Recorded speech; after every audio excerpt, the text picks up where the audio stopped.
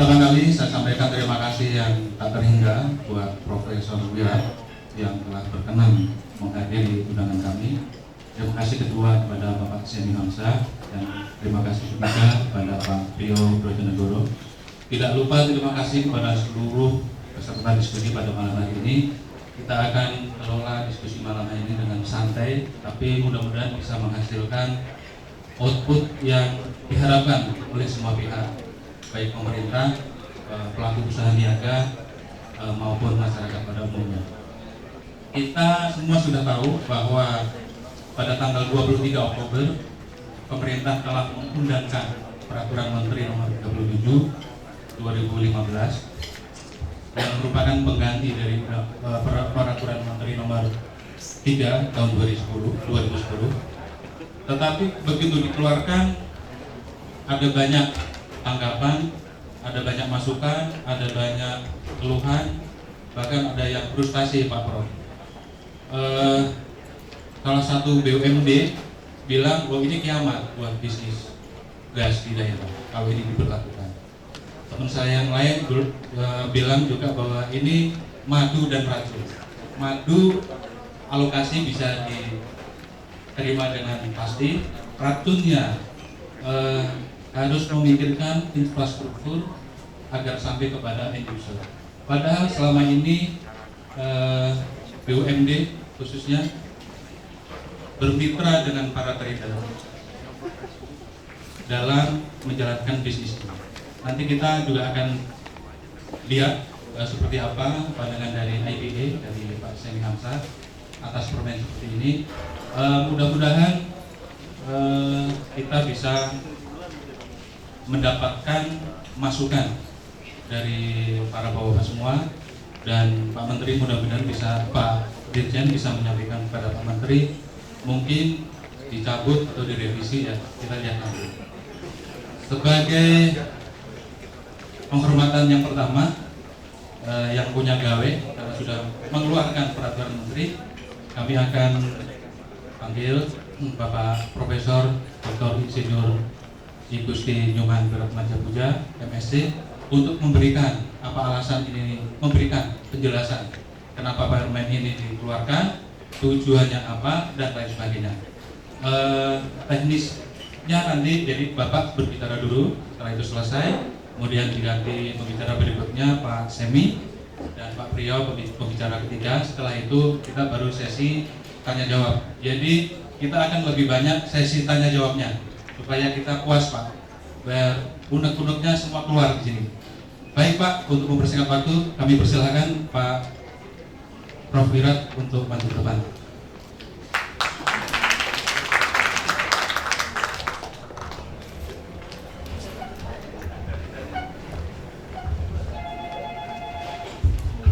Terima kasih Bapak Moderator, Pak Dwi. Terima kasih atas undangannya. Senior-senior saya, Pak Sami, Pak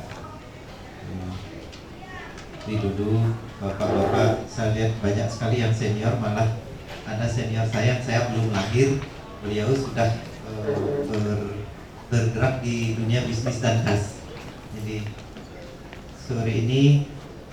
malam ini saya bahagia sekali ada di sini, bisa sharing, bisa diskusi.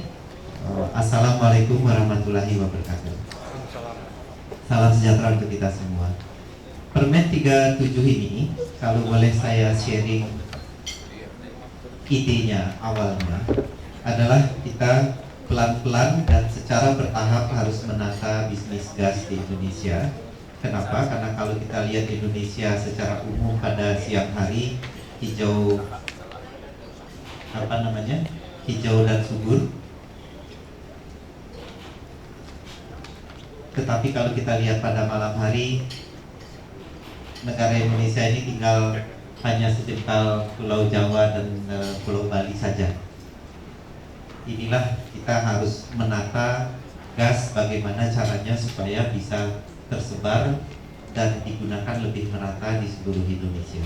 Ini ide nomor satunya, sehingga kita berharap gas ini akan menjadi salah satu energi primer di masa depan yang membuat Indonesia itu bisa menyala di malam hari semuanya. Jadi Indonesia tuh kelihatan kayak Indonesia siang maupun malam. Ini nomor satu bapak-bapak idenya. Ide nomor satu. Ide yang nomor dua, kalau kita lihat gas di Indonesia, kalau kita hubungkan dengan filosofi energi, ini belum semua bisa terpenuhi. Availability, tidak semua bagian di Indonesia memiliki infrastruktur. Availability-nya belum semua terpenuhi. Yang kedua, sama juga accessibility-nya, juga belum semua. Affordability, kita sudah tahu di Sumatera Utara harganya sangat mahal sekali. Di Jawa Timur murah, di Jawa Barat banyak yang murah. Jadi affordability-nya ini belum sebagai negara kesatuan. Inilah dasar-dasar yang membuat kita berpikir, kita berdiskusi bagaimana gas ini menjadi energi primer yang bisa available di mana saja yang kita butuhkan. Industri ada di mana, gas ada, accessibility-nya dan juga harganya bisa tertata walaupun tidak persis sama gitu ya. Terus yang ketiga tentu sustainability dan juga simplicity. Kalau kita lihat di Indonesia, bisnis gas ini begitu kompleksnya. Jadi saya ingin sharing, saya ingin diskusi dan juga mendengar masukan-masukan dari bapak-bapak, ibu, bagaimana caranya supaya bisnis gas ini bisa menjadi simple dan 4 konsep utama ini bisa terpenuhi untuk Indonesia. Itu idenya. Nah, kemudian kenapa kita merevisi Permen 03 menjadi Permen 37? Nomor 1 adalah prioritas. Gas perlu kita berikan prioritas untuk yang langsung menyentuh masyarakat umum dan rumah tangga. Jadi makanya di permen yang baru ini kita usulkan prioritinya. Ada priority untuk rumah tangga, transportasi, setelah itu lifting, kemudian juga industri-industri yang menggunakan gas sebagai bahan baku, dan juga industri strategis, industri yang memberikan pekerjaan ke orang banyak. Ini prioritinya, baru nanti listrik dan seterusnya. Dan juga industri yang prioritasnya karena adalah menggunakan gas yang hanya dibakar saja. Begitu, itu nomor 1 idenya. Kenapa permen revisi ini dilakukan? Kedua, kenapa dilakukan revisi adalah kita memiliki lebih dari 200 mm SCAF, SCFD gas flare yang tidak ada dasar untuk membisniskannya. Maka di permen yang baru ini kita masukkan flare gas. Bagaimana flare gas bisa dimanfaatkan secara optimal. Itu inti yang nomor 2 sebenarnya revisi ya. Revisi yang nomor 3 adalah bagaimana menata gas supaya bisnis gas, supaya infrastruktur terbangun sebanyak-banyaknya. Jadi siapapun yang mendapat alokasi gas membangun infrastruktur. Karena dapat privilege gas juga harus sacrifice membangun infrastruktur begitu. Idenya sepertinya dasarnya sebenarnya sesederhana itu. Jadi Bapak Ibu sekalian, 3 itulah dasarnya permen ini direvisi. Tentu juga ada revisi bagaimana menetapkan harga, juga menetapkan gas bumi kalau diekspor seperti apa. Sayangnya yang impor juga belum kita masukin. Itu mungkin yang saya bisa sharing. Jadi intinya permen 37 ini adalah nomor 1, bagaimana memberikan prioritas untuk penggunaan gas. Nomor 2 adalah bagaimana infrastruktur bisa terbangun. Siapapun yang mendapat alokasi gas sebagai trader harus membangun infrastruktur. Dan yang ketiga adalah flare gas atau gas suar bakar itu bisa dimanfaatkan secara optimum. Memang di permen ini banyak kekurangannya yang kita sudah masuk dalam pipeline untuk direvisi, seperti misalnya di prioritas badan usaha belum masuk gitu ya. Jadi ada pasal-pasal yang segera kita akan revisi. Mungkin dari kita diskusi malam ini saya banyak dapat masukan, nanti juga akan saya sampaikan ke panitia, bukan panitia ya, ke tim yang akan merevisi permen ini. Karena satu lagi permen tentang gas yang masuk dalam skenario untuk segera direvisi adalah Permen nomor 19. Ini juga sudah banyak sekali mendapat masukan-masukan, dicabut aja dan sebagainya. Jadi arahan dari Bapak Menteri adalah Permen 37 dan Permen 19 ini mungkin nggak kita gabung jadi satu, supaya tadi konsep konsep simplicity itu bisa terjadi. Demikian mungkin sharing dari saya, Bapak Ibu. Terima kasih. Wassalamualaikum warahmatullahi wabarakatuh. Terima kasih Prof. Wira. Secara simpel tadi bisa digarisbawahi bahwa dengan adanya permen ini peta Indonesia bisa dilihat pada malam hari ini, karena Kalimantan, Sumatera, Papua sudah terang benderang. Sekarang kita lihat bagaimana pandangan dari IDA kepada Pak Semi Hamzah. Kami persilakan.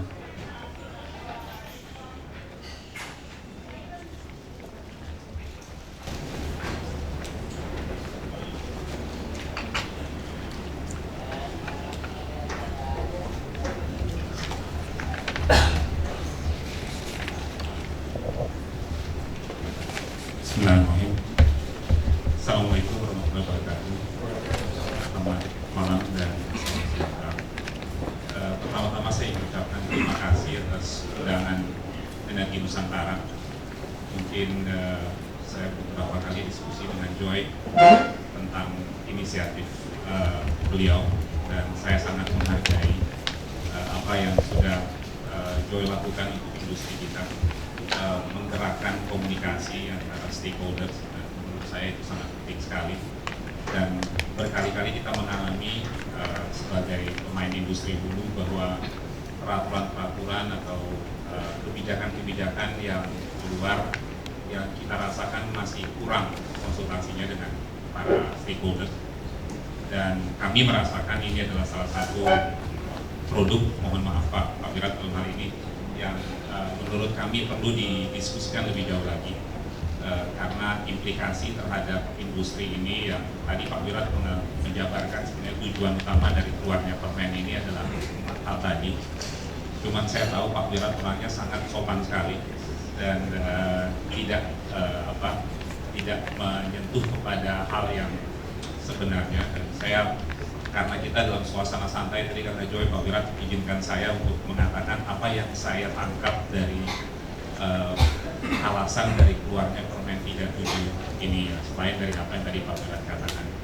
Karena problem utama yang kita hadapi di industri gas kita di Indonesia, kalau Bapak-Bapak Ibu ketahui bahwa saya mohon maaf saya tidak bawa chart, tapi saya lihat juga ada beberapa chart yang dilihatkan oleh teman kita dari Pertamina waktu di Bali. Mungkin ada beberapa teman di sini yang hadir waktu di Bali sosialisasi.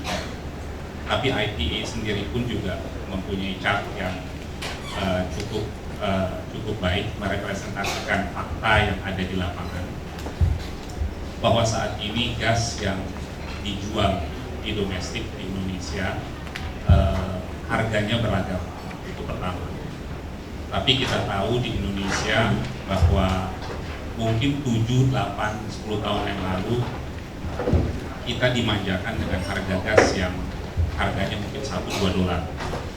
Kita tahu sendiri bahwa saat itu beberapa PSC mempunyai produk sampingan, associated gas, yang pada saat itu belum tahu mau diapakan, dan dijual, bahkan dipaksa oleh pemerintah dijual dengan harga $1-2. Mungkin bapak-bapak, Pak John di sini mungkin ingat waktu zaman-zamannya saat itu di mana kita dipaksa dijual dengan harga sekian.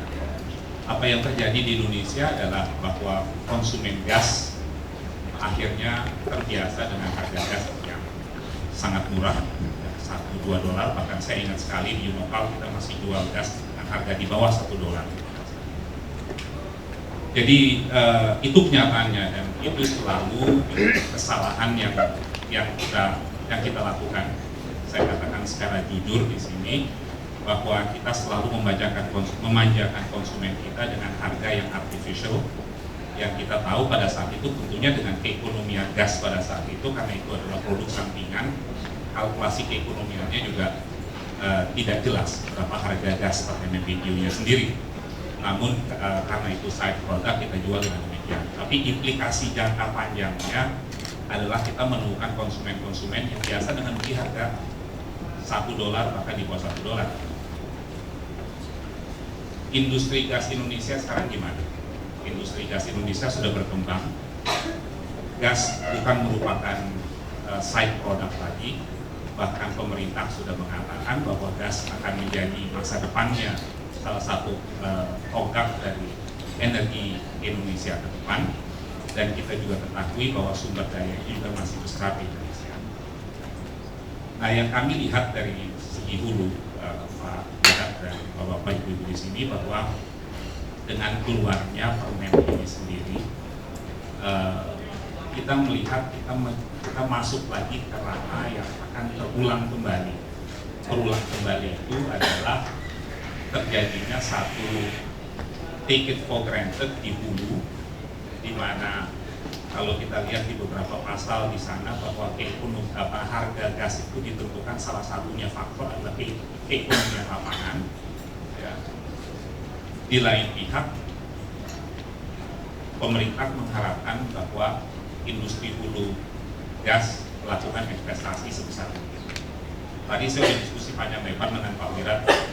Mungkin ini sedikit mengulang, Pak Wirat, mohon maaf, bahwa kalau kita lihat value chain-nya dari gas itu sendiri, bagi bapak-bapak dan ibu-ibu yang biasa bergerak di bidang midstream atau downstream, kita ketahui bahwa bisnis midstream downstream cukup straightforward. It's a cash NPV calculation, kita tahu investasinya berapa, revenue-nya juga cukup terprediksi. Ya, selagi gas itu ada, kita bisa kalkulasi dan kita tahu return-nya berapa. Saya tidak perlu harus menjabarkan bagaimana industri hulu dibandingkan dengan hilir ataupun industri midstream, ya. Kita ketahui bahwa di hulu sendiri sekarang kalau kita lihat belakangan ini berapa banyak dry hole yang kita alami, perusahaan-perusahaan hulu yang melakukan dry hole, mendrill dry hole, dan juga lesunya investasi di sektor hulu. Jadi kalau kita melihat permasalahan ini dari keseluruhan dari value chain-nya sendiri, kita harus merecognize bahwa permasalahan industri gas di Indonesia itu sebenarnya adanya di hulu, bukan di hilir, ya, bukan di midstream. Saya katakan demikian karena apapun yang pemerintah ingin lakukan sekarang ini dengan mengontrol harga gas atau mengontrol alokasi, itu tidak akan sustainable jangka panjangnya untuk mengontrol pasar gas secara umum. Satu-satunya, tadi saya katakan Pak Wirat, satu-satunya kalau kita ingin mencapai tujuan apa yang tadi disebutkan oleh Pak Wirat, satu, accessibility, kedua, affordability, satu-satunya jalan adalah bagaimana kita menggelontorkan produksi sebesar mungkin atau penawaran, karena dengan demikian harga bisa turun, affordable. Dengan demikian adalah availability akan ada.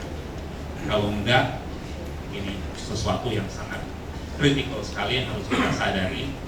Dalam waktu 3-5 tahun Indonesia akan menjadi imported gas, believe it or not, and it will not be, nggak akan lagi benchmarknya itu adalah keekonomian, Pak Wirat, keekonomian lapangan. Benchmarknya adalah import LNG, benchmarknya adalah import pipe yang kemungkinan datang dari negara-negara tetangga. So we are not talking about bagaimana kita bisa mengontrol sesuatu harga gas, availability dari gas dengan pengaturan yang oleh karena itu makanya kembali lagi, mohon maaf saya tadi belum jawab alasan utama kenapa permen ini keluar. Kalau menurut pendapat saya, yang saya beberapa kali diberitahu waktu dalam merancang permen ini adalah bahwa harga gas yang terjadi sekarang, yang tadi Pak Wirat sudah katakan, bahkan di Sumatera Utara bisa mencapai sampai 12, 13, 14 dolar per MMBTU. Yang jadi pertanyaan adalah apakah itu wajar atau tidak. Saya pernah diskusi di DEN, dihadiri oleh teman dari INTA. Pada saat itu dia mengatakan, wah, hulu yang yang terlalu banyak dapetin marginnya katanya, terlalu ngeluh banyak sekali marginnya, luar biasa. Kita yang di squeeze di tengah-tengah, marginnya berapa? Saya waktu itu saya katakan tunggu dulu Pak, Bapak ada datanya atau tidak? Karena kami dari IT, kami punya datanya. Berapa harga wellhead, berapa harga landing yang sampai di Sumatera Utara, ataupun di Jawa, ataupun di mana-mana. Interesting enough, data dari IPA dan yang ditunjukkan oleh Pertamina waktu di Bali beberapa waktu yang lalu tidak jauh berbeda, bahwa harga wellhead sampai harga landing sampai ke customer itu mencapai 2 sampai 2,5 kali lipat. So to be honest with you, Indonesia has the most inefficient gas industry probably almost the world. Dari segi transportation dengan jarak segitu kita membayar sama dengan harga wellhead bahkan sampai 2,5 kali lipat.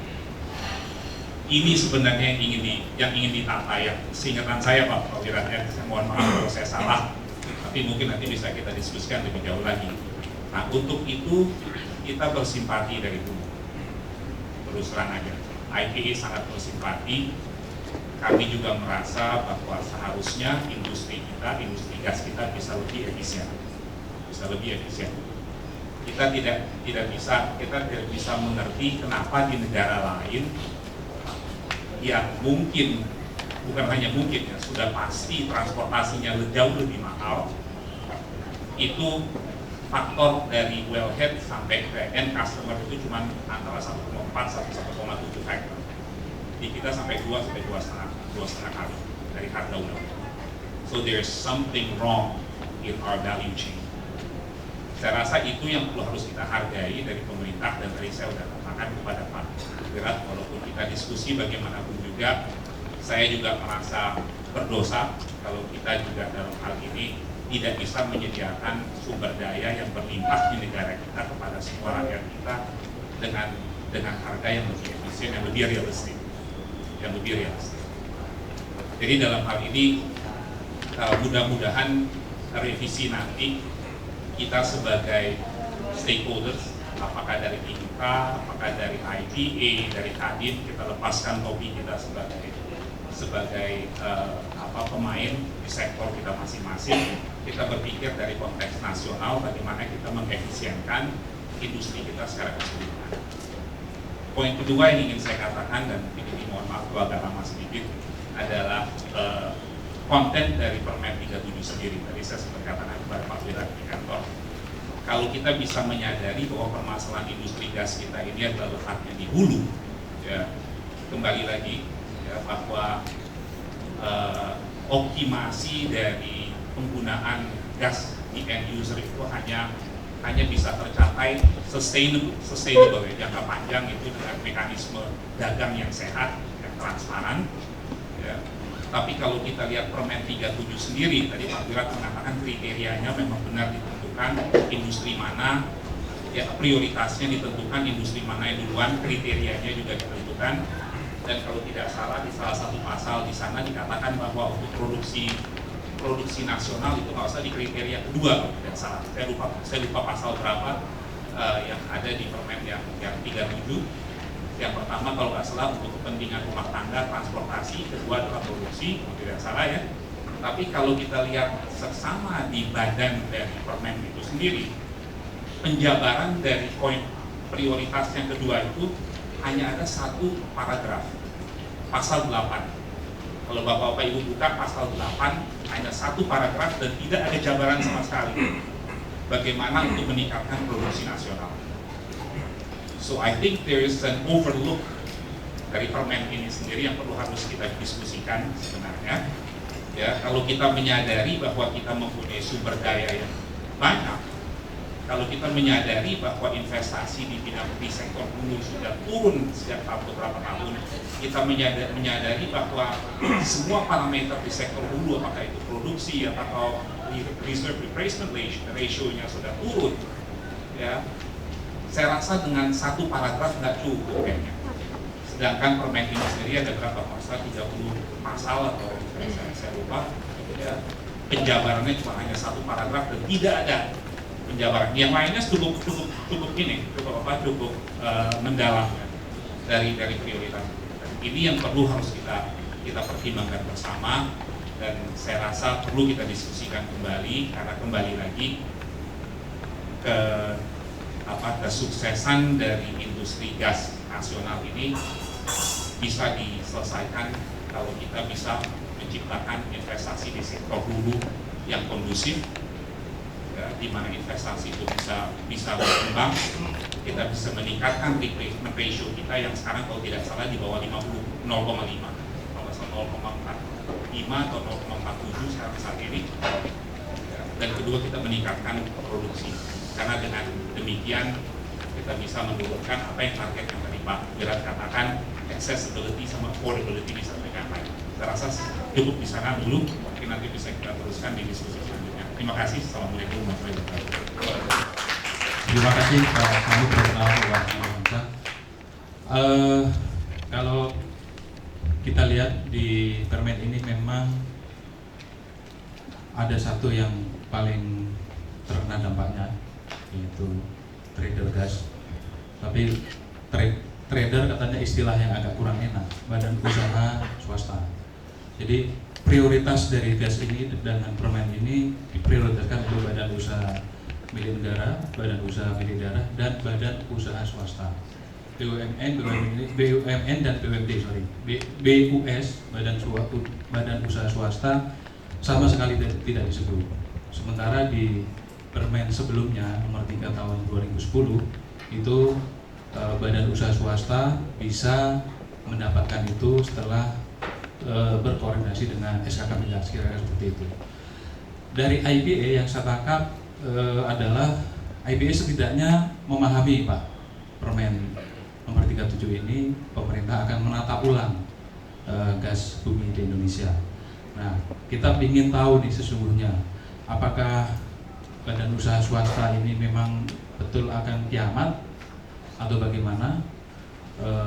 Pak Priyo yang sudah 13 tahun berniaga di bidang gas dan ada payung hukumnya, tiba-tiba harus kiamat dalam tanda kutip dengan permen nomor 37.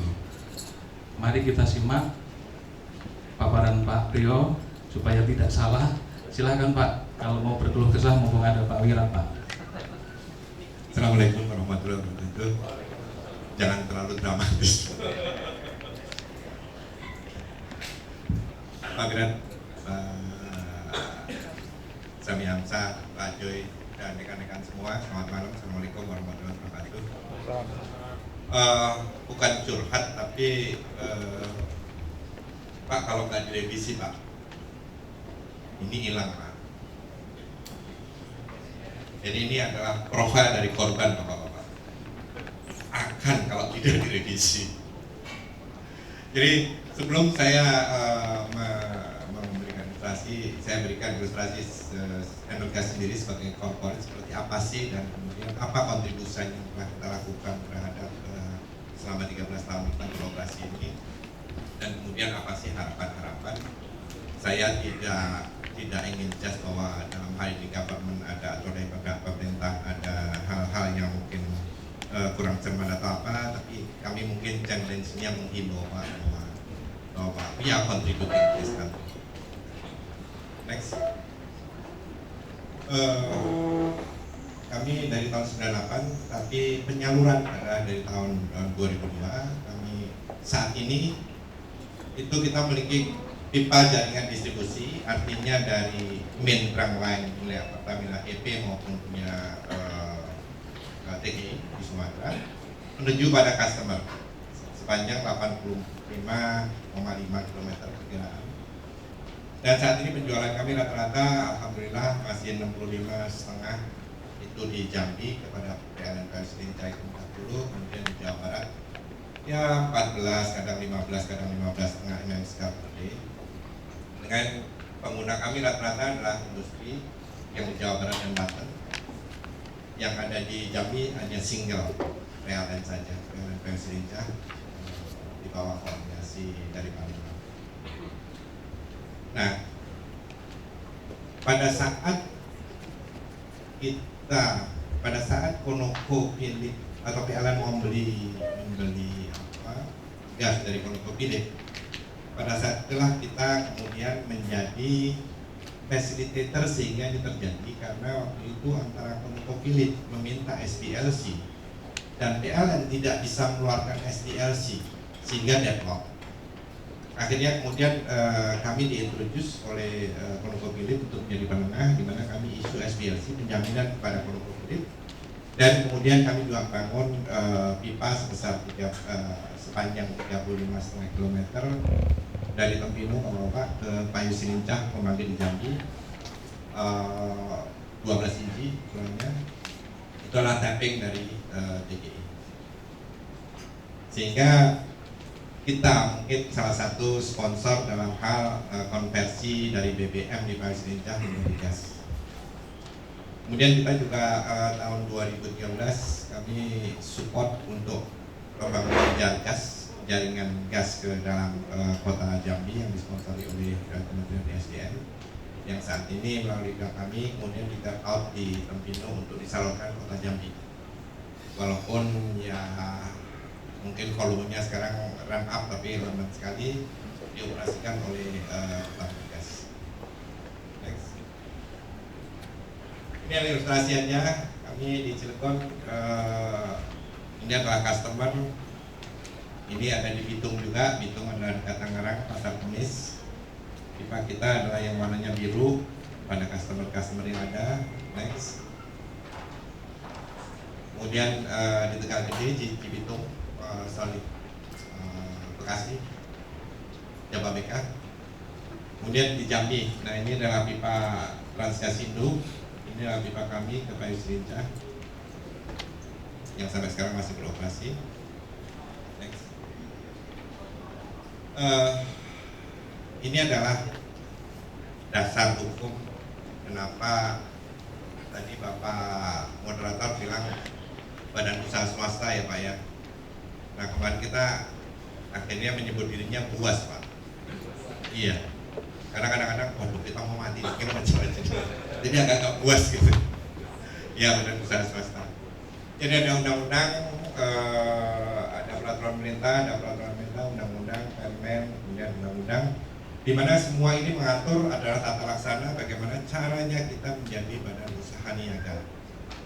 Dari kita apply, kemudian diberikan izin niaga sementara dalam waktu 2 tahun, itu harus membangun fasilitas. Kalau tidak maka akan dicabut kembali. Alokasi gas juga kita mesti dapat. Jadi peraturannya cukup kompleks dan it's hard to comply ya untuk yang zaman sekarang ini, karena lagi-lagi kita kalau mencari alokasi gas sekarang mesti tanding bidding ke KPS is not easy ya. Jadi memang agak sulit sekarang. Tapi berdasarkan inilah kita membangun pipa, kita melakukan izin beroperasi dan melakukan perjalanan skala dan seterusnya. Tiap tahun kita mesti kalibrasi meter as a requirement by Departemen Perdagangan. Jadi we comply to everything. Nah kemudian next please ya. Nah kemudian dengan apa yang tadi kami yang tangkap Pak dari cita-cita mulia dari negara ini, saya juga sangat bersyukur ya ingin itu terjadi. Dan kemudian Pak Samyamsa juga menjelaskan bahwa dari semua urutan maka memang benar kalau gas berlebih seperti tahun 80 harga cuma $1 Pak, nggak ada yang doyan juga Pak. Kenapa? Karena waktu itu harga minyak juga murah. Nah cuman saat ini itu menjadi hal yang berkebalikan sehingga gas menjadi mahal. Tapi sebagai komentar saya pribadi, seingat saya harga gas menjadi mahal pada saat pendapatan dari penjualan gas itu masuk dalam APBN. Pada saat itu tiba-tiba gas menjadi prima. Pada saat itulah kemudian trader bermunculan, termasuk trader-trader yang tidak fasilitas pun bermunculan. Saya kan bilang itu sebagai komoditi politik praktek. Jadi sekitar 3 tahun yang lalu, 4 tahun yang lalu itu mulai bahwa earning dari government APBN itu masukkan tidak hanya dari minyak tapi dari gas. Pada saat itulah kemudian kegoncangan dalam industri downstream dari gas ini kemudian akan menjadi temperatur makin panas. Nah, kami menangkap bahwa adanya lambatnya pembangunan infrastruktur karena sekarang infrastruktur praktis bahwa dalam jaringan utama itu hanya dikuasai dua, Pertagas dan PGN. Bisnis dua-duanya adalah badan usaha negara yang benar bahwa itu dimiliki oleh negara. Itu hal yang benar. Yang kemudian agak meleset adalah kemudian itu tidak menjadi open access, menjadi alat untuk mendominasi market. Itu yang kemudian agak meleset daripada cita-cita mengenai akses seperti kemudahan untuk dapat gas. Nah, kami berpendapat bahwa kami swasta terakhir kami hanya diberikan 3 tahun pasokan. Pelanggan kami adalah pabrik ban, ada pabrik tegel, yang kalau mereka investasi, mereka butuh jaminan 5 tahun to get the return back ya, semua investasi. Kami hanya dapat 3 tahun sehingga kita menjadi tidak bisa kompetitif karena tidak bisa memberikan security of supply. Jadi sehingga kami tidak berani untuk melakukan ekspansi karena sangat terbatas waktunya, jaminan supply-nya. Nah, kalau di sini mungkin Pak Syami tadi saya setuju bahwa di upstream, seandainya upstream memerlukan reserve yang sebesar punya Qatar barangkali, jaringan mudah mungkin akan hidup kita bisa mungkin lebih enak. Kita akan sangat kompetitif di dalam industri. Ya. Jadi memang harga gas di hulu yang tinggi karena memang policy dari perkembangan itu adalah situasional. Ini yang akan di levelize atau di aggregate istilahnya dari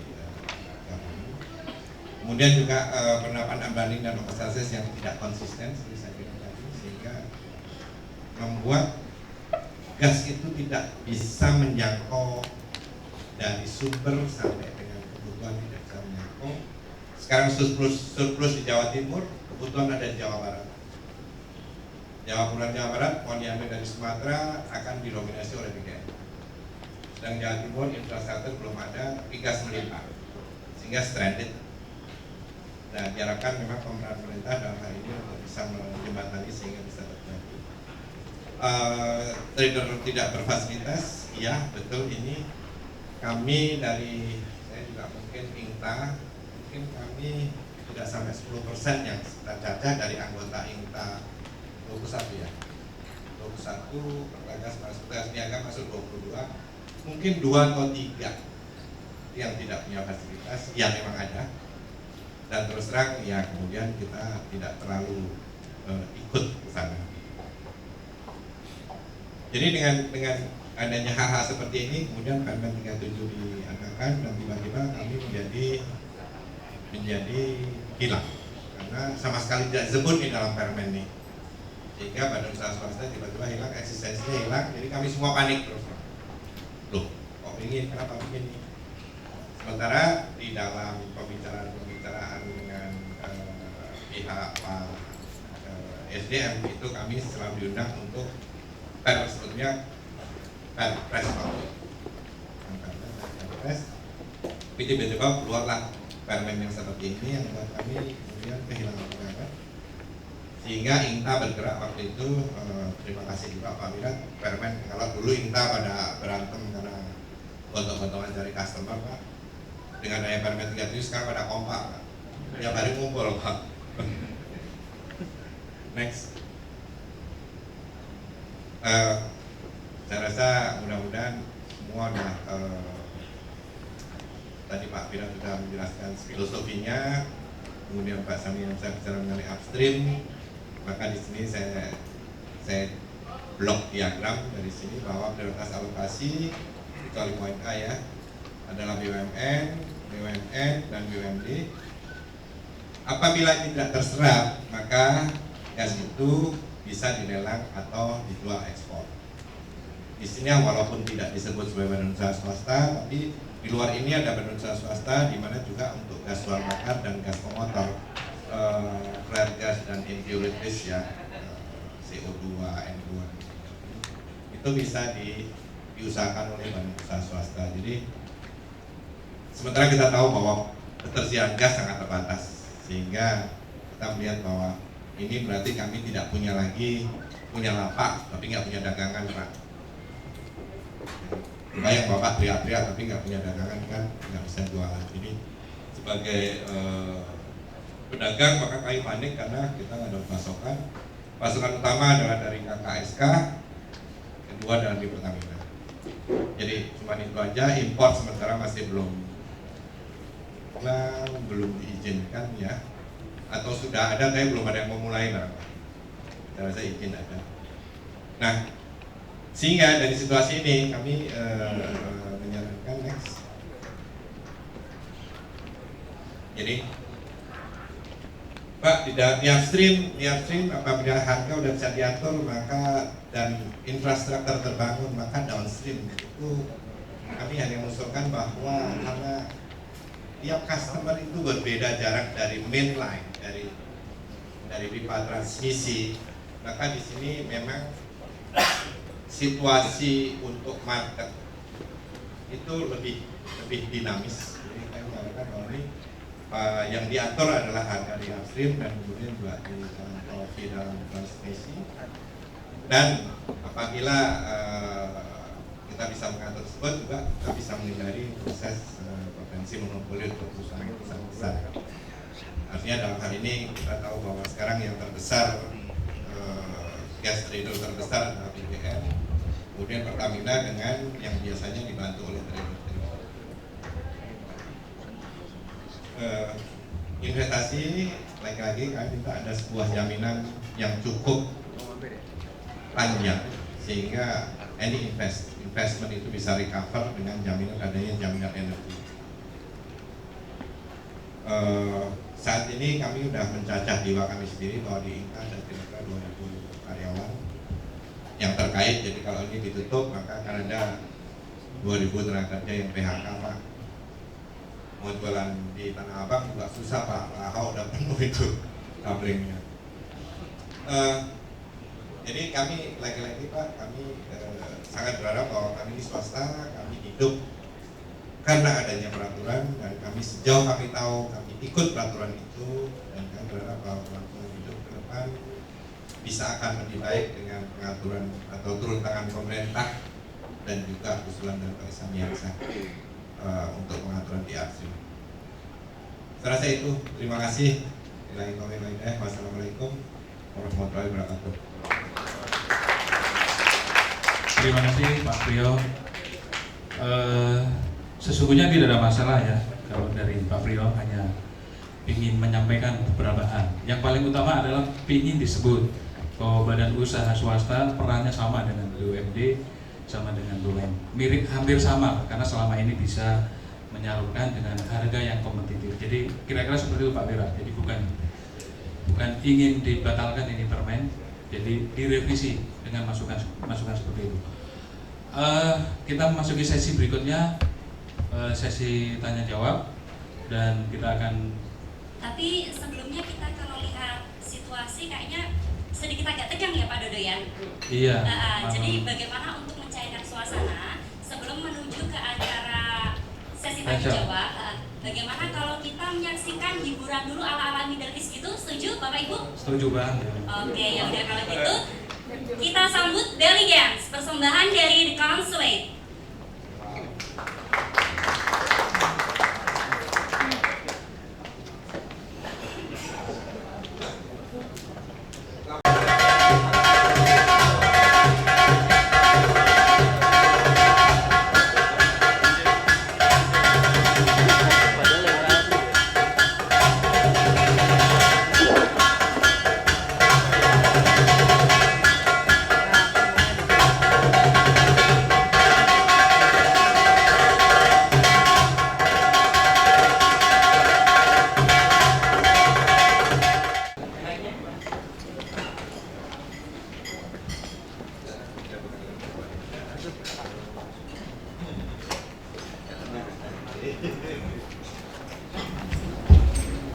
kasih kesempatannya.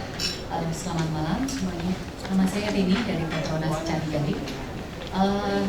Satu aja yang saya mau tanyakan, di dalam aturan ini memang tidak disebutkan secara spesifik mengenai gas price yang sudah diajukan, permohonan gas price approval yang diajukan ke pemerintah, karena di dalam peraturan yang dahulu itu alokasi gas itu kan memang ranahnya government body, dan sekarang diatur secara jelas. Kami berterima kasih untuk itu Pak, karena dulu jadi semacam pertanyaan kepada kami pemain dulu.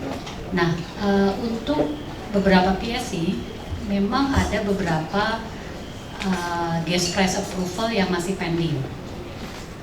Kelanjutannya bagaimana ya Pak? Kalau memang sekarang sudah diajukan, sudah dalam proses, tinggal menunggu approval dari menteri dalam hal ini, apakah itu ditarik lagi, diulang dari awal, ataukah tinggal melanjutkan? Ini memang agak teknis banget Pak.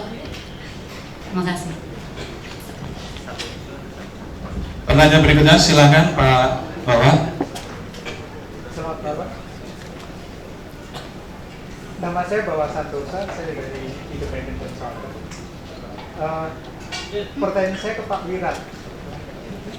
Pak Wirat, di dalam program pemerintah untuk pembangkit listrik 35.000 megawatt,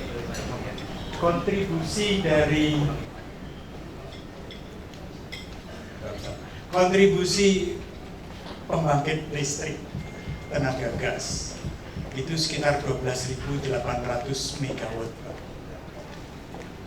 Apa rencana pemerintah untuk mensuplai gas, dan pada harga gas berapa diperkirakan sehingga itu program pemerintah bisa terwujud? Terima kasih. Terima kasih Pak Bawa. Pertanyaan ketiga, kalau masih ada, silakan Pak, dari mana sebutkan. Saya Luke dari PT Java Energi Semesta. Bisnis saya CNG Pak. Tadi kalau saya dengar dari Pak Priyo, kita swasta tidak disebut-sebut, nasibnya CNG seperti apa juga, gitu Pak Wirat. Terima kasih. Terima kasih Pak Luke. Silahkan, kelihatannya pertanyaan banyak kepada Prof. Wirat. Silahkan Pak, saya rasa nggak perlu saya ulangi pertanyaannya, sudah dicatat ya Pak Wirat. Silahkan mau menjawab. Baik Pak, terima kasih. Pertama-tama saya sebenarnya ingin komen dulu untuk Pak Trio. Dengan segala kelebihan dan kekurangannya dengan kelebihan dan kekurangannya Permen 37 ini, memang kita harus revisi Pak. Mohon maaf untuk itu. Setelah banyak dapat respon dari masyarakat, kami dari pemerintah bukanlah sesuatu yang takut. Kalau ada yang harus diperbaiki, kita akan segera perbaiki, karena pemerintah bertugas membuat suasana yang sejuk dan membuat suasana investasi yang kondusif. Jadi kami sudah berdiskusi dan mengundang berbagai pihak, dan juga dalam proses juga untuk merevisi Permen 37 ini, sehingga seperti tadi di prioritas alokasi gas belum tertuliskan badan usaha swasta ya Pak ya. Jadi di revisi nanti kita akan sebutkan, dan juga mungkin kata prioritasnya langsung diganti dengan kata diberikan. Jadi nanti gas bisa diberikan ke BUMN, ke BUMD, dan juga ke badan usaha swasta. Dan tentu ada kriteria-kriterianya. Dan ini sudah saya lapor langsung ke Pak Menteri, dan Pak Menteri juga sudah lapor ke pimpinan-pimpinan yang lebih atas. Tinggal tunggu aja kita diskusi lebih detail lagi, karena pemerintah sangat menghargai peran badan usaha swasta yang memiliki fasilitas. Karena tadi lapangan kerja ada di situ, perekonomian akan turun. Kita sangat mengharapkan lebih banyak lagi investasi di bidang infrastruktur. Tentang pertanyaan Ibu Rini tadi yang gas price approval, ongoing saja Bu. Jadi yang sudah masuk kita tetap proses, tentu menggunakan aturan yang baru, lebih mudah, dan tata caranya juga lebih tertata ya. Jadi tidak ada simsalabim di situ. Kita harapkan ke depan lebih mudah kita menatanya. Untuk Pak Bawa Santosa yang 35.000 megawatt ini, kita harus menyediakan gas untuk 12.000 mega, kira-kira 1.200 mm kira-kira permintaannya Pak. Memang di sini kita butuh perencanaan yang sangat baik. Kami berdiskusi dengan PLN, Bapak Ibu yang ingin investasi untuk 35.000 megawatt ini, mohon sering-sering komunikasi dengan kami. Dalam merencanakan, kami sedang membuat roadmap-nya Pak. Gasnya, kalau seperti Pak Sami sampaikan tadi, kita tidak melakukan eksplorasi dan sebagainya, gas yang sekarang kan natural decline juga akan menurun. Ujung-ujungnya tentu akan impor-impor juga jadinya. Jadi memang pesan sebenarnya Pak Sami orangnya sangat santun, sebenarnya pesannya sangat sangat keras sebenarnya. Bagaimana memberikan insentif dan investasi di hulu ini supaya sangat kondusif ya Pak ya. Itu peran kita. Rencana harganya kita juga butuh masukan dari bapak-bapak. Tadi pagi kami rapat dengan PLN kita minta menghitung harga gas berapa yang mereka butuhkan, kemudian formulanya seperti apa, juga eskalasinya seperti apa. Nanti kita diskusikan bersama-sama. Itu programnya Pak. Kemudian untuk Pak Luki tadi dengan sendirinya akan terjawab Pak, begitu badan usaha swasta masuk di dalam permen revisi nanti, CNG juga tidak kiamat Pak. Demikian mungkin penjelasan sederhana dari saya. Terima kasih Pak Wirat. Masih ada mau menambahkan? Pak Sandi silakan. Ya, mungkin sebenarnya bukan menambahkan, tapi mungkin memberi perspektif sedikit mengenai tata kelola gas yang kami harapkan dari segi hulu.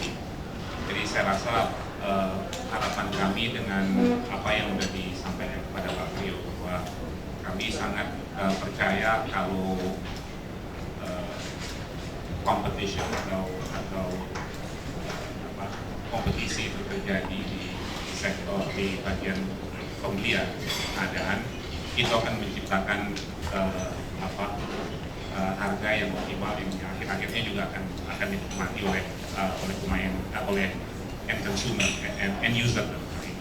Oleh karena itu makanya kami mendukung dengan apa yang tadi Pak Wirat katakan, bahwa akan ada yang namanya badan usaha swasta yang juga sebagai pembeli gas.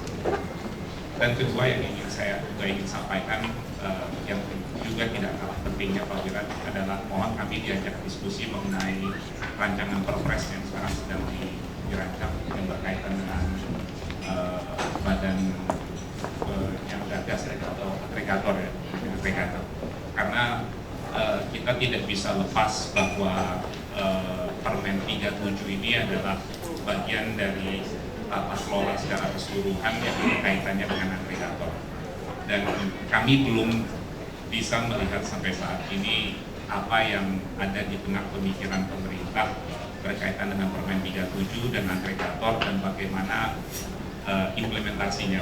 Dan ini yang perlu kita diskusikan, karena itu sangat mengkhawatirkan bagi pemain hulu, karena kami tidak mengharapkan terjadinya monopoli di pengadaan, di pihak pembelian. Itu satu, dan perlu adanya competition kembali lagi. Dan kedua juga kami ingin mengingatkan kembali bahwa mohon kami diberi juga dari pemain hulu juga kesempatan untuk dapat berpartisipasi di upside-nya sendiri, karena kami tidak setuju bahwa penentuan harga di wellhead kita di hulu itu semata hanya melihat kepada keekonomian lapangan. Saya rasa itu tidak fair. Seharusnya kita pun juga bisa berpartisipasi dalam margin yang akan didapatkan oleh pemain di tengah. Justru yang pengalaman yang kita lihat di negara-negara lain, justru yang diregulasi itu, yang diatur itu justru di midstream dan di downstream, bukan di upstream. Terima kasih Pak Sanjay. Pak Luki, kita satu perahu Pak, tapi malam ini kayaknya agak ngabung sedikit ya Pak ya. Nggak tahu berapa lama loh ya. Nah, kalau saya tanya Pak Wirat boleh sekalian ya? Enggak, Pak Wirat. Kan simple Pak. Bukan. Karena saya dengar bahwa government itu akan menurunkan offtake dalam rangka menurunkan harga. Apakah itu mungkin sebuah program yang akan diimplementasikan atau hanya wacana sih Pak? Loh, banyak pelanggan saya tanya, ya saya nggak bisa ngasih jawaban. Nah, padahal mereka membutuhkan sebuah jawaban yang konkret sehingga lagi-lagi meneruskan investasi mereka. Sorry, ya curhat dikit. Siapa Pak Wirat? Termasuk ide dari Pak Semi tadi, siapa Pak? Baik Pak, beberapa hal yang perlu saya sampaikan ke Bapak-Bapak. Dalam waktu dekat ini kita harus menerbitkan 2 perpres yang terkait gas. Nomor 1 tadi sudah disinggung oleh Pak Sami, adalah perpres tata kelola gas. Ini Bapak Presiden minta segera untuk diterbitkan karena idenya tadi segera gas menjadi salah satu energi primer dan tersebar di seluruh Indonesia. Jadi untuk masukan Bapak Ibu dalam menyusun perpres ini, kami sangat butuh masukan sehingga pada saat perpres ini terbit bisa segera diimplementasikan. Itu perpres nomor 1. Perpres yang kedua terkait juga dengan pertanyaan Trio tadi adalah perpres tentang stimulus ekonomi, bagaimana menurunkan harga gas dari sisi hulu. Jadi pemerintah akan sacrifice mengurangi penerimaan negara untuk yang sudah memiliki kontrak di hulu di atas $6. Kami sisir dan kita lihat semuanya kontrak-kontrak gas yang ada di Indonesia yang di atas $6 itu ada 31 kontrak semuanya. Mungkin salah satunya ada di Bapak Ibu, dan ini kita akan minta midstream sama distribusi untuk pass through. Bilanglah misalnya harganya tadinya $8, setelah penurunan menjadi $6,5 misalnya, maka turun $1,5. Maka penurunan $1,5 ini harus dipass through ke konsumen. Jadi tidak boleh ditambah-tambahin lagi nanti di midstream begitu. Dan perpres tentang ini juga harus segera terbit karena akan diimplementasikan mulai tanggal 1 Januari. Jadi waktu kita sangat dekat sekali. Insya Allah pemerintah akan mengurangi di situ ya, government take Pak. Kalau cuma government take ini hanya untuk yang kontrak hulunya di atas $6 ke atas. Demikian mungkin informasi. Kami butuh masukan dari Bapak-Bapak untuk berdiskusi intensif ya, dua perpres yang harus segera tentang tata kelola. Siap Pak Wirat, terima kasih. EN siap memfasilitasi Pak diskusi itu. Kalau bisa setiap minggu diskusi kayak gini, kalau tarian kayak tadi itu segar sekali. Baik Pak, masih ada yang mau bertanya? Boleh saya? Oke. Mas Jeki. Baik. Pak Sami mau nambahkan tadi? Saya sebenarnya mau nambahkan sedikit.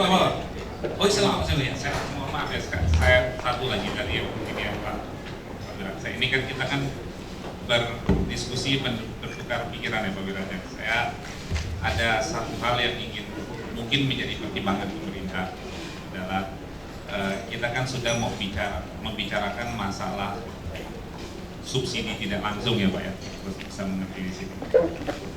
Saya ingin mengatakan aja bahwa pemerintah hendaknya berhati-hati dengan artificial pricing seperti ini, karena mungkin ada baiknya untuk dipikirkan masalah subsidi langsung Pak, yang itu lebih tepat sasaran.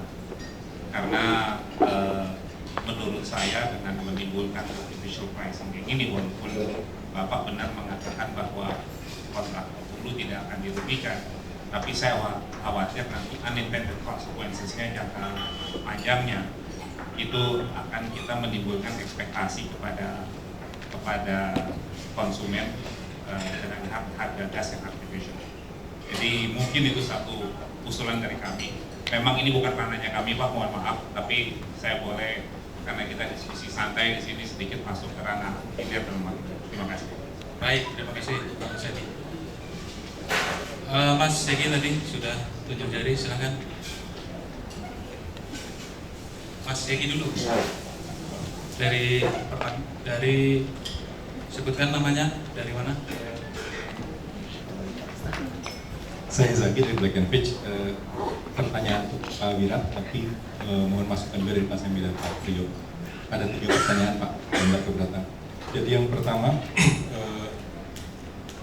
saya mau tanya kalau lihat dari urutannya Pak ya, itu kan dari rumah tangga, transportasi, lifting, kemudian fertilizer, kemudian industri penggunaan bahan baku. Industri yang menggunakan gas sebagai bahan baku. Baru setelahnya electricity dengan untuk bahan bakar Pak. Nah kalau LPG dengan LNG yang downstream itu ditaruh di mana Pak? Jadi apakah itu dihitungnya seperti yang menggunakan bahan baku ataukah dihitung berdasarkan peruntukan dari lin gasnya atau peruntukan dari LNG-nya? Itu yang pertama. Yang kedua, saya melihat di Permen ini ada pengaturan mengenai flare gas. Tetapi kalau saya nggak salah, di situ tidak disebutkan pengaturan mengenai small atau stranded gas field. Apakah mau dibuat peraturan tersendiri? Karena mungkin barangkali development infrastrukturnya mini LNG atau CNG atau apapun yang lain gitu, barangkali perlu pengaturan khusus. Karena pengalaman kami Pak, kami kan punya teknologi untuk mini LNG ya, sudah 5 tahun kami berusaha promo, malah tidak 5 tahun di sini promo, tapi nggak pernah ada yang jalan gitu. Jadi barangkali apakah perlu sebuah pengaturan yang spesifik agar infrastruktur yang seperti itu bisa berjalan sehingga gas-gas yang di small stranded field ini bisa termonetisasi. Lalu yang ketiga mengenai flare gas Pak, kalau saya lihat kelihatannya Pak ya, ini saya kesan saya adalah pengaturannya itu dengan asumsi produknya tetap berupa gas, jadi hanya dibersihkan gitu kemudian dijual. Apakah ada pengaturan misalnya untuk pembuatan jadi misalnya kan GTL gitu Pak ya, yang barangkali produk flare gas ini kemudian dikonversi menjadi sintetik crude, misalnya kemudian digabungkan dengan crude-nya KKS yang bersangkutan. Karena sekarang kan udah mulai ada tren, kita di trennya adalah melakukan untuk teknologi GTL skala kecil itu. Baik, itu Pak. Terima kasih. Baik, terima kasih Mas Yagi. Kedua, Bapak, ya, nomor 3. Dari mana? Sebutkan namanya dan tes. Selamat malam. Nama saya Subhaga. Saya dari MP, Energi Mega Persada. Kebetulan saya ada case yang berkaitan dengan alokasi dan price. Jadi kita punya lapangan di Kalila Bentu. Saat ini sudah berproduksi.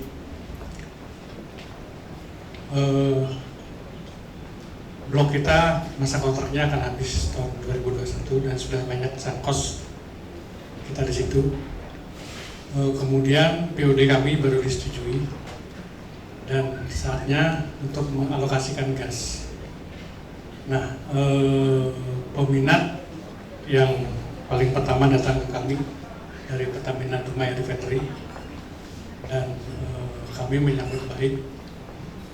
Cuman kemudian alokasi ini terdelay karena jalur pipa Duri Dumai itu baik pihak Pertagas maupun pihak Pertamina berlomba ingin membangun dan sampai saat ini belum diputuskan. Ini tentunya menjadi kendala ya, kembali di pihak hulu karena ini akan kalau tidak segera diputuskan gas kami tidak akan bisa segera terkomersialisasi dan untuk otomatis risiko-risiko di hulu akan terjadi. Nah kemudian tentunya kami tidak mau berlama-lama menunggu pipa ya. Sehingga begitu Permen 37 itu terbit, ada alternatif kita bisa jual langsung ke Pertagas, kami segera ke PGN, kami segera hubungi PGN untuk bernegosiasi. Ya, tapi ini tentunya harus mulai dari nol lagi. Nah, minta tolong hal-hal seperti ini agar segera diantisipasi supaya proses komersialisasi itu bisa berjalan sesuai dengan tenggat waktu yang kami janjikan di PUD. PUD kami menjanjikan kalau semuanya lancar awal 2017 kita sudah bisa mulai mengalirkan pipa ke ke Dumai. Tapi pipa itu membutuhkan waktu 2 tahun, sampai sekarang masih belum diputuskan pihak yang akan membangun sana. Jadi ini molor lagi. Kemudian juga perihal harga, kami bernegosiasi dengan Pertamina. Kemudian Pertamina menunjuk Pertagas yang akan membangun pipa Duri Dumai. Jadi sementara itu, kemudian mereka menghitung toll fee-nya, kemudian dihitung sesuai dengan permintaan kapasitas gas dari Pertamina untuk kebutuhan sampai 20-30 tahun, 150 sampai 160. Tapi kontrak yang ada cuma 50 sampai 60 selama 5 tahun. Nah, cara perhitungan BPH Migas itu menghitung hanya sesuai dengan kontrak itu, sehingga kami kena 2,1 dolar per perhitungan mereka, kena 2,1 dolar. Nah, saya lihat ini nggak fair juga buat hulu, ya. Jadi otomatis kita akan terpotong lagi, terus lagi, bagian negara juga akan berkurang. Saya minta hal-hal ini mungkin jadi perhatian supaya segera tidak menghalangi dari pihak hulu yang sudah berinvestasi, ya. Kami Santos, kami sudah besar di situ, dan saatnya kami untuk recover. Tapi hal-hal yang begini bisa menghalangi kita. Oke, saya kira itu aja. Baik Pak, terima kasih. Nanti biar langsung dijawab Pak Berat. Penanya ketiga, silahkan Bapak sebutkan nama. Nanti Bu, sesi berikutnya 3 dulu. Silahkan Bapak sebutkan nama dan dari mana Pak. Saya Pujo dari praktisi aja. Jadi seingat saya beberapa waktu yang lalu sudah ada diskusi mengenai neraca gas, dan rasanya berdasarkan hitung-hitungan itu mulai tahun 2019 kita itu sudah harus impor berupa apa, tentunya LNG. Dan kalau itu terjadi tentunya mulai sekarang harus diantisipasi, sebab impor LNG itu kan banyak yang harus diatur, ya. Siapa yang boleh impor, siapa yang boleh beli, siapa yang boleh menimbun. Jadi mungkin kalau sekalian, kalau peraturan ini memungkinkan direvisi, sekalian aja diinputkan itu Pak, tata kelola impor LNG. Terus yang kedua, ini sebetulnya mengingatkan aja kepada Pak Wirat, sebab ini mimpinya Pak Wirat juga. Kalau bisa sebisa-bisanya gas itu yang diproduksikan sebelum dipakai atau begitu keluar dari BSI itu komponen beratnya diekstrak dulu Pak. Jadi LPG-nya, kondensatnya itu diekstrak dulu. Sebab sekarang ini banyak energi yang terbuang langsung di burn begitu saja. Sayang jadi. Dan Pak Wirat pernah mimpi akan mengatur bahwa seluruh gas yang diproduksikan keluar dari BSI harus diekstrak dulu LPG-nya, paling tidak. Sekian, terima kasih. Terima kasih Pak Pujo. Saya rasa sudah jelas pertanyaannya ya Pak Wirat. Dari 3 pertanyaan silakan untuk dijawab satu persatu. Terima kasih Bapak-Bapak, ini pertanyaan-pertanyaan yang santai tapi berat. Pertama tadi yang LNG treatmentnya secara umum sama dengan gas biasa. Kalau yang LPG tadi dari Pak Jeki ya, udah langsung Pak Pujo tadi menyampaikan, kita dalam proses untuk membuat aturan supaya gas-gas yang dihasilkan di mana LPG-nya ekonomis untuk diekstrak, kita akan wajibkan untuk ekstrak. Ini juga membuat nanti impor LPG kita bisa turun. Ini yang perlu pemikiran, bantuan Bapak Ibu untuk membantu memikirkan apakah di-combine dengan Permen 37 ini ataukah tersendiri. Untuk yang stranded gas dan juga marginal bill, jadi ini sedang dalam proses juga kita menyiapkan aturannya, karena seperti Pak Semi singgung tadi, kalau kita tidak atur dengan baik, yang marginal bill ini tetap nggak akan berkembang. Kemudian begitu juga yang stranded gas ini juga tetap nggak akan berkembang. Ini kita sedang dalam proses. Ada tim khusus kami yang lagi melototin dan juga membahas tentang yang stranded sama yang marginal. Kemudian tadi pertanyaan tentang flat gas jadi GTL, itu dalam aturan ini sebenarnya sudah cukup diatur. Silakan, kalau PSC-nya sendiri yang akan mengolah dipersilakan, kalau dijual ke badan usaha juga dipersilakan, dan tinggal dihitung keekonomiannya di situ. Begitu. Yang penting bisa dimonetize, ya, daripada dibakar.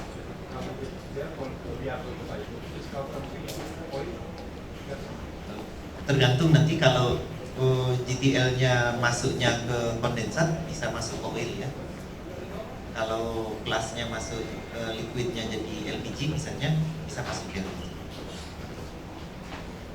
Untuk Pak Sebagai yang case bentuk ini menarik sekali Pak. Kalau tidak segera kita putuskan ini kasihan juga ya. Tahun 2021 sudah habis. Mohon connect aja dengan kita karena keputusan Pipa Duri Dumai ini sudah semakin seru. Dua-duanya mau membangun, dua-duanya groundbreaking gitu, jadi semakin seru. Di BPH Migas juga masih dirapatkan terus. Kita harus segera mengambil keputusan yang ini. Tentang harganya juga ya, sama dengan Pak Sami tadi, bagaimana supaya industri hulu ini punya motivasi yang lebih baik lagi untuk ekspor lebih banyak. Untuk yang Pak Pujo tadi masukannya, terima kasih Pak. Apakah dalam revisi nanti kita langsung tata juga yang impor, siapa yang boleh impor, aturannya bagaimana, itu bagus sekali. Dan juga tadi ekstrak LPG sudah saya jawab tadi. Masukan dari Pak Pujo sangat bagus. Mohon Bapak Ibu juga bantu memikirkan supaya implementasinya bisa segera dilaksanakan. Mungkin itu dari saya, barangkali dari Pak Sami.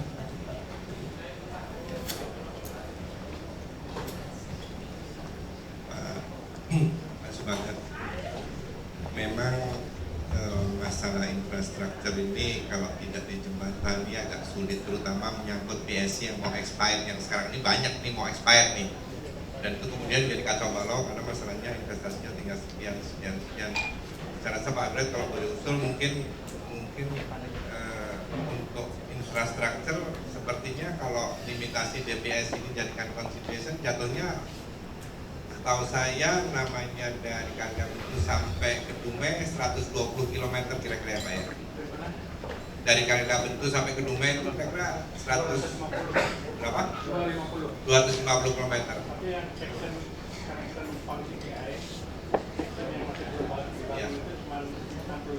Cuma 65 km.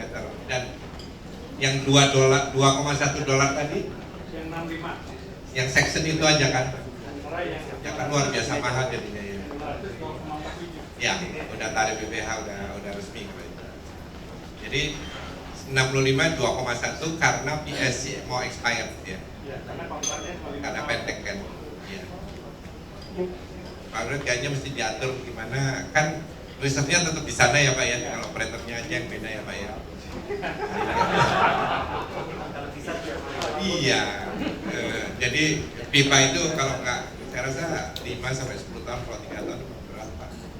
Kami juga 5 tahun itu baru kami akan berani investasi. Ya kasus menarik dan kayaknya daerah juga itu Pak Sami. saya ada mungkin komentar mengenai GTL dan mohon maaf saya bukan seorang engineer, tapi setahu saya GTL adalah proses setelah gas upstream diekstrak atau dieksploitasi. Memang saya belum pengertian saya pengaturan itu mungkin apakah itu minyak atau gas itu sudah dilepas dari upstream seharusnya. Mungkin yang diharapkan oleh Bapak adalah pengaturan mengenai prosesingnya dan insentif apa, atau apakah itu bisa ada pengaturan khusus. Saya rasa mungkin itu memang pertanyaan yang valid yang mungkin perlu kita pikirkan bersama. Kedua mengenai IMI Pak Subagio, sebenarnya permasalahan ini sering sekali hadapi Pak bagi pemain upstream. Kita tersandra dengan kesiapan pembeli ataupun infrastruktur yang belum siap, sehingga akhir-akhirnya kita terpaksa harus membelokkan, seringkali harus kita akhirnya juga kita ekspor, dan bahkan dicaci maki bahwa kita tidak nasionalis memberikan kepada domestik. Mungkin jalan salah satu yang saya usulkan untuk permasalahan seperti ini, saya nggak tahu waktu di permen mengenai perpanjangan kontrak, masalah moratorium belum sempat dibahas. Kalau menurut saya setidak-tidaknya untuk para PSC yang bukan salahnya mereka untuk tidak bisa mengeksploitasi, dikasih waktu moratorium sehingga masa PSC-nya pun juga tidak dirugikan. Itu tidak menyelesaikan masalah, saya menyadari itu. Permasalahan bahwa infrastruktur belum siap tetap harus dihadapi, tapi seenggaknya bagi pemain hulu kita tidak dikejar-kejar, dan saya rasa kalau moratorium itu bisa dipertimbangkan, itu salah satu jalan tengah hulunya sendiri. Saya sangat setuju sekali apa yang Pak Pujo katakan mengenai tata kelola impor. Kita kembali lagi Pak tadi ya, kita bicara soal harga. Kalau kita ingin mensubsidi secara tidak langsung harga gas artificial ke $6, bagaimana di 2019 kalau harga LNG nanti impor nanti udah mencapai mungkin belasan dolar, mungkin puluhan dolar, Pak. Gimana kita bisa menerangkan kepada apakah dalam hal ini pemerintah tetap akan melakukan indirect subsidy, menurunkan harga gas menjadi $6? Pertanyaannya yang saya kemungkinan pertanyaan itu bisa dijawab, yaitu tidak kemungkinan.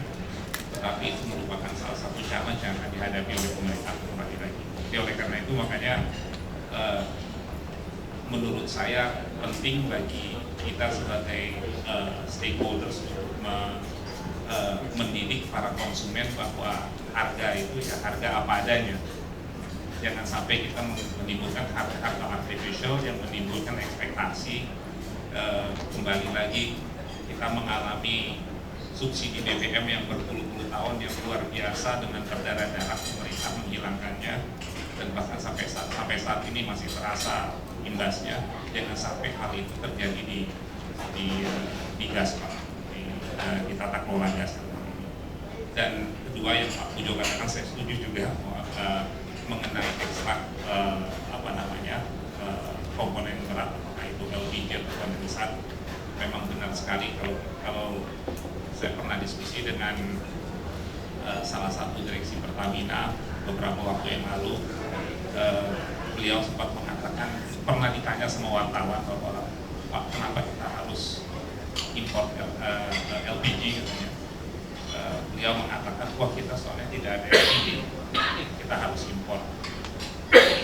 Saya sempat tarik beliau ke samping, saya katakan, Pak, mungkin ada baiknya Bapak lihat kembali apakah gas-gas yang kita jual itu, apakah seperti yang Pak Pujo tadi katakan bahwa itu adalah rich gas, dan apakah perlu harus dijual dengan komponen kondensat dan komponen LPG-nya. Dan menurut saya itu memang bisa menurunkan impor LPG kita secara keseluruhan. Terima kasih. Terima kasih Pak Semi. Langsung saja sesi berikutnya, yang tadi belum bertanya silakan. Silakan dulu Pak. Silakan. Dari mana Pak? Sebutkan nama.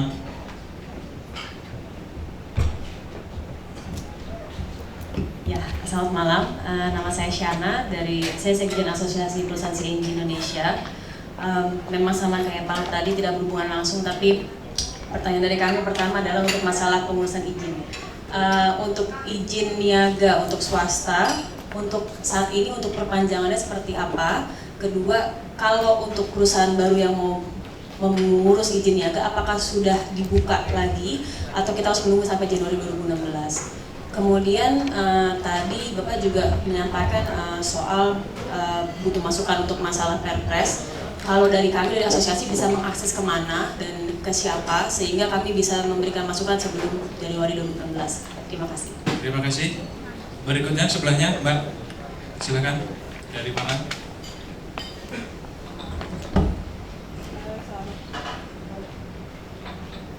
Pakai yang hitam Mbak, yang tadi. Selamat malam Bapak-Bapak, Ibu-Ibu sekalian. Nama saya Amelia dari Agreco. Kebetulan perusahaan kami bergerak di bidang power plant, pembangkit listrik. Kita sudah beberapa kali diskusi dengan PGN, Pertamina gitu dan membicarakan masalah slope gas, Pak. Nah, dari hasil diskusi itu kita mengetahui bahwa slope itu bermacam-macam kan. Untuk fertilizer mungkin 8%, untuk PLN yang kita tahu 11% dan 13% untuk industri. Pertanyaan saya ada 3. Yang pertama, siapa sih Pak yang define besarnya slope itu? Yang kedua, ada nggak hal-hal yang mendasari besarnya slope itu berapa? Dan yang ketiga, kita kan nanti Indian akan jual listrik ke PLN. Nah itu apakah kita mendapat slope yang PLN dapat ataukah yang industri? Karena kita sebagai pelaku industri gitu aja. Terima kasih Pak. Dari mana tadi Pak? Agreco Pak. Agreco, singkatannya. Agreco kayak singkatan itu nama aja sih Pak. Terima kasih. Yang ketiga silakan Pak John Karamoy. Depan.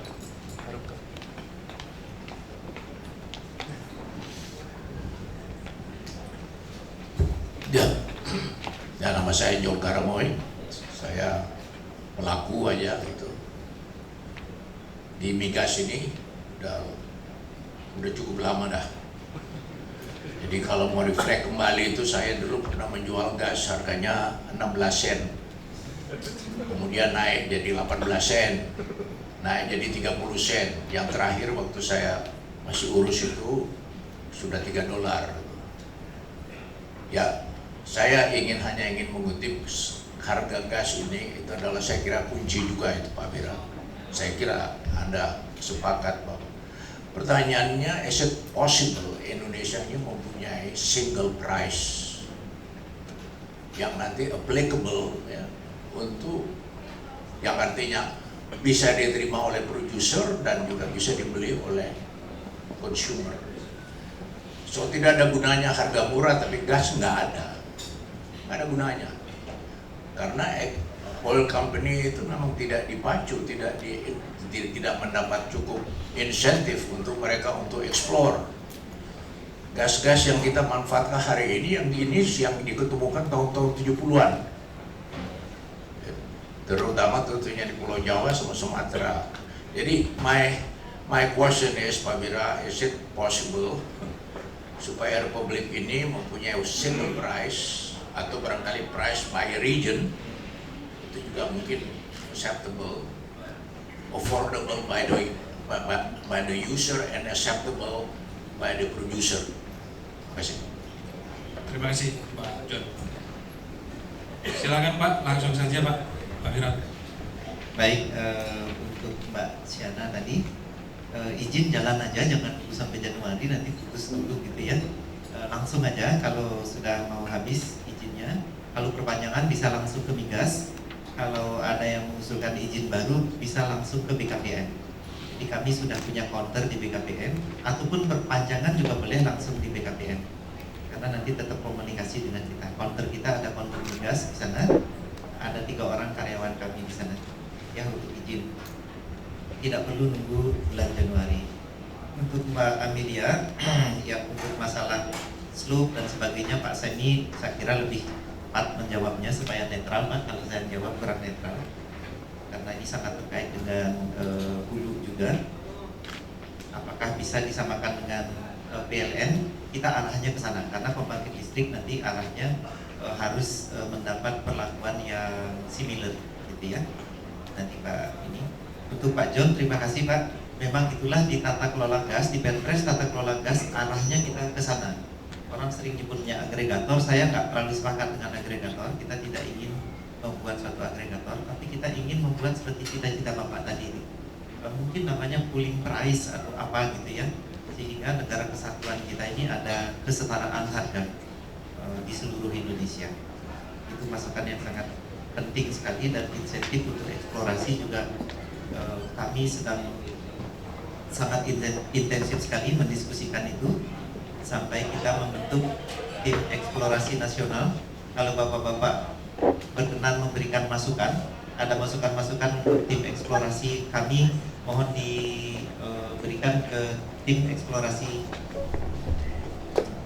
eksplorasi nasional, ketuanya Pak Andan. Oh iya, juga tadi ada pertanyaan kontaknya ke siapa kalau mau memberikan masukan ya. Kontaknya ke saya aja, nomor HP saya di WhatsApp tapi ya 0812 232 8561. Saya di WhatsApp, nanti saya akan konekkan langsung ke tim yang terkait. Karena masing-masing regulasi ini ada timnya. Begitu. Terima kasih. 0812 232 8561. Tunggu Pak Semi yang masuk. Saya mohon maaf, saya tidak terlalu menguasai kontrak gas, tapi saya ingin mengomentari apa yang Pak John tadi katakan. Dan menurut saya pertanyaan Pak John itu mempunyai makna yang beberapa, ini tanggapan saya, beberapa bisa dimaknai dengan beberapa kemungkinan. Kembali saya katakan waktu tadi bahwa harga gas memang benar sekali, saya setuju bahwa itu akan menentukan sebenarnya regulasi penentuan harga gas menurut saya akan menentukan jaya tidak jayanya industri gas domestik kita ke depan. Kenapa saya katakan begitu? Karena saat ini saya terkesan bahwa pemerintah mempunyai anggapan bahwa apabila harga gas itu diregulasi, bukan diregulasi atau diatur, itu akan membawa manfaat yang maksimal bagi pengguna dan juga bagi produsen. Saya hanya ingin ingatkan sejarah Amerika di Henry Hub. Kita masih ingat 5 tahun yang lalu harga gas di Amerika itu mencapai sampai belasan dolar. Dan ternyata sekarang harga gas itu kalau tidak salah 3-4 dolar, turun naik di atas 3-4 dolar. Tidak ada di benak kita mungkin 5 tahun yang lalu terpikir bahwa di Amerika itu mungkin harga gas itu turun. Pertanyaannya adalah kenapa sih harga gas itu bisa turun? Dan saya bisa yakini bahwa pasar gas di Amerika merupakan pasar gas yang paling liberal kemungkinan di seluruh dunia. Dan kok kenyataannya pasar gas yang sangat liberal itu kok bisa menarik atau membawa harga gas ke harga yang sangat rendah. Waktu saya sini sempat diskusi dengan teman saya ada di sini nih Pak Chris Newton ya. Banyak sekali diskusi mengenai gas. Beliau melakukan studi untuk saya Pak kesejarah industri gas di Amerika. Waktu kalau ternyata peaknya itu kalau kita lihat kebijakan harga gas yang berkaitan dengan kebijakan industri gas yang berkaitan dengan harga gas itu sangat menarik sekali. Maaf saya tidak bisa menunjukkan slides-nya, tapi mungkin nanti dengan izin kepada Pak Kris saya akan sebarkan nanti kepada bapak-bapak di sini. Itu sangat menarik sekali karena harga gas di Amerika itu peaknya tahun 1971. Pada saat itu tiba-tiba harga gas turun, dan pada saat itu adalah kondisi industri gas di Amerika itu sangat dikontrol, diregulasi oleh pemerintah, akhirnya pemerintah Amerika menyadari bahwa harga gas ini tidak mungkin bisa diregulasi, karena kalau diatur atau diregulasi justru malah akan menimbulkan ketidakefisienkan dari supply chain itu sendiri. Apa yang terjadi, mereka lepaskan 100% kepada pasar. Saya tidak mengatakan bahwa ini adalah solusi Indonesia, Pak. Saya sangat menyadari kalau setiap kali saya bicara soal itu, undang-undang dasar kita tidak memperbolehkan itu. Bahkan kita menyadari sendiri bahwa ada keputusan dari MA untuk kembali lagi untuk itu dijadikan komoditi yang diatur oleh pemerintah. Tapi uniknya, apa yang terjadi di Amerika pada saat itu waktu regulasi udah mulai tidak diatur, harga gas mulai melonjak. Apa yang terjadi dengan harga melonjak? Investasi di hulu mulai terjadi, Pak. Orang berlomba-lomba ke Amerika untuk melakukan investasi di pihak hulu. Apa yang terjadi adalah untuk selama 20 tahun di Amerika industri service di sana, khususnya dalam hal ini untuk fracking, berkembang ya, dan pada awal tahun 2000, pertengahan tahun 2004-2005 mulai terjadi revolusi fracking di Amerika dan timbul unconventional, sekarang yang namanya shale. Apa yang terjadi, ternyata supply dari gas tiba-tiba berlebihan di Amerika yang akhirnya membawa harga gas turun ke 2 sampai 3 dan 4 dolar, termasuk juga harga minyak. So that's the learning yang kita lihat dari negara lain, bahwa memang mekanisme dagang, saya jadi nggak berani mengatakan pasar, dan kata sepertinya pasar, kalau saya bicara soal pasar itu selalu dianggap terlalu liberal dan bertentangan dengan undang-undang. Tapi mekanisme dagang itu adalah jalan yang paling efektif untuk mencapai apa yang Pak Wirat tadi cita-cita, yaitu affordability sama availability. Jadi mungkin itu yang harus dipertimbangkan. Makanya kembali ke pertanyaan Pak John, bahwa apakah mungkin ada yang namanya one price for the whole country, for the region. Saya beranggapan bahwa kita harus tinjau kembali, kita harus kembali lagi ke prinsip dasar pertanyaan Pak John, apakah ada harga yang bisa diterima oleh pembeli dan penjual. Sebenarnya teori pasar itu adalah harga itu ditentukan oleh pembeli dan penjual, Pak, demand and supply.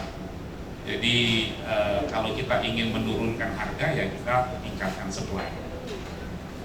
Simple as that. Dan kalau memang kita ingin melakukan artificial pricing dari gas, warning kami adalah hati-hati, jangan kita mengalami kembali subsidi minyak yang sudah kita lakukan berpuluh-puluh tahun dan sulit untuk menghilangkannya. Kalaupun ingin disubsidi, bukan berarti tidak disubsidi, tapi kalau ingin bersubsidi mungkin pertimbangkan dengan subsidi langsung. Mungkin itu yang terbaik. Terima kasih. Baik, terima kasih. Boleh. Apakah masih ada yang mau bertanya? Oh Pak Priyo, Pak John, saya atau rekan-rekan semua, saya akan mengajak ya, dalam hal ini kita selalu berasumsi mengenai bahwa 1 MMBTU atau 1 MLCFD itu menghasilkan listrik sekian watt, di mana di situ terpatok namanya thermal efficiency itu kurang lebih 35-40%. PLN memakai cogen sehingga efisiensi bisa naik sampai 56%. Mahal atau tidaknya harga gas sebetulnya adalah apa yang bisa dihasilkan dari jumlah gas yang sama. Sebab saya rasa saya harus sharing belajar dengan Jepang, di mana mereka thermal efficiency itu bisa sampai dengan 80% untuk certain application. Sehingga harga gas yang mahal itu tiba-tiba menjadi murah karena tinggal separuh, yang dulunya hanya produce 40 sekarang menjadi produce 80 for the same amount of thermal depth. Saya rasa ini yang kita harus kembangkan di Indonesia sebelum era LNG masuk, yang notabene adalah harga mahal dan bensin itu international price. Kita mesti belajar bagaimana membuat energi se-efisien mungkin. Sebab dampaknya kemudian emisi akan berkurang, kita menikmati lebih dari apa yang kita bayar. Nah, sebetulnya di sini yang kita sebagai pengguna juga harus smart, harus cerdas dalam mensikapi bagaimana supaya thermal efisiensi dari setiap gas, setiap persen efisiensi is in something. Dan itu saya lirik-lirik kesana sini, the best adalah memang orang Jepang. Walaupun mereka tidak sampai sekarang belum menjual keluar, mereka belum jual keluar, mereka masih pakai badan domestik.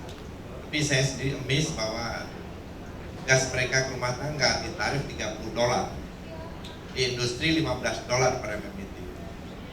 Tapi di rumah tangga mereka menggunakan equipment yang efisiensinya 2 kali lipat, bahkan 2,5 kali lipat dari yang biasa, sehingga jatuhnya yang mereka affordable. Jadi kemudian dengan efisiensi yang baik, maka kita akan memakai listrik yang mungkin jauh lebih sedikit daripada yang kita pakai hari ini, seperti lampu LED dan segala macam. The technology will provide more efficient. Terima kasih. Terima kasih Pak Priyo. Sebelum ditutup, saya ingin mengingatkan kaitannya dengan revisi permen ini, Pak. Bagaimana dengan badan usaha swasta non fasilitas, Pak? Apakah akan juga diberikan alokasi atau tegas seperti permen yang sekarang ada? Kedua, kira-kira revisi ini butuh berapa lama supaya ada kepastian juga? Terima kasih Pak Berat. Silakan dijawab. Terima kasih Pak. Pertanyaannya untuk trader-trader yang tidak memiliki fasilitas di permen ini memang tidak diberikan alokasi lagi. Jadi kita berharap mendorong trader-trader yang sudah memiliki alokasi ini segera membangun fasilitinya sehingga infrastruktur akan terbangun lebih banyak lagi untuk Indonesia. Kita juga lebih semangat lagi mengalokasikan gas untuk perusahaan-perusahaan yang membangun infrastruktur. Di satu sisi juga kita harus fair kan, Pak Priyo bangun infrastruktur dapat gas, ada yang nggak punya apa-apa hanya kertas aja dapat gas, kan fairness-nya nggak ada. Jadi kita berharap dunia investasi kita ini ada fairness di situ. Jadi harus punya infrastruktur. Kemudian pertanyaan yang kedua, kapan ya? Ini sudah dalam pipeline sekarang direvisi. It's matter of time saja Pak. Kita berharap bulan Desember ini sudah bisa diterbitkan revisinya.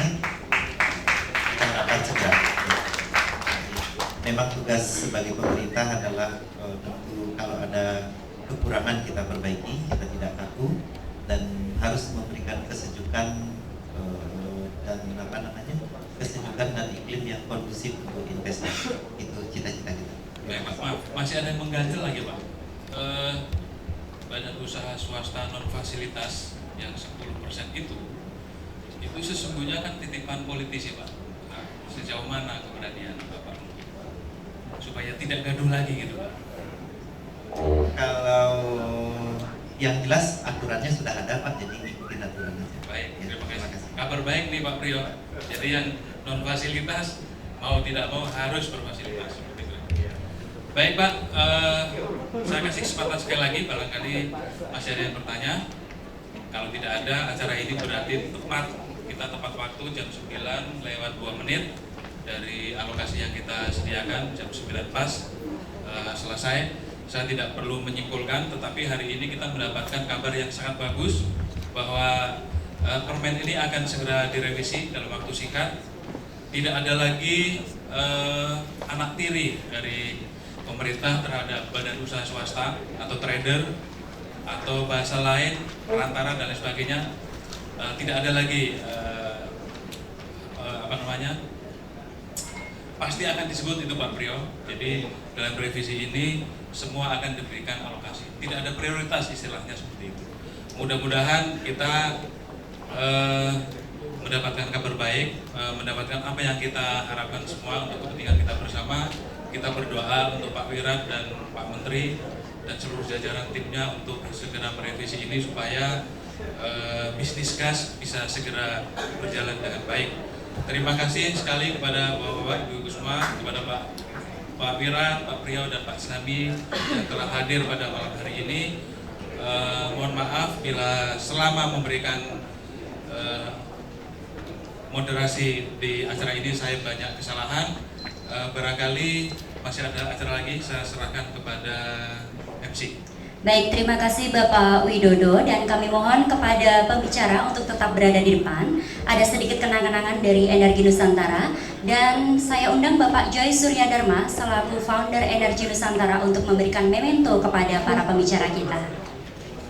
Ditutup sama tari perut lagi kan? Enggak ya?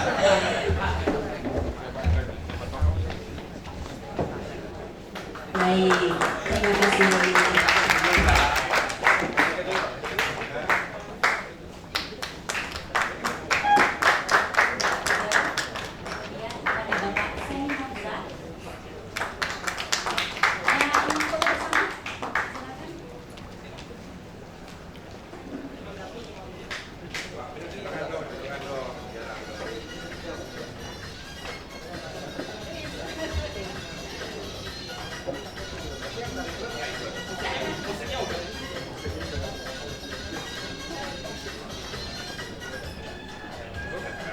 Baik, terima kasih.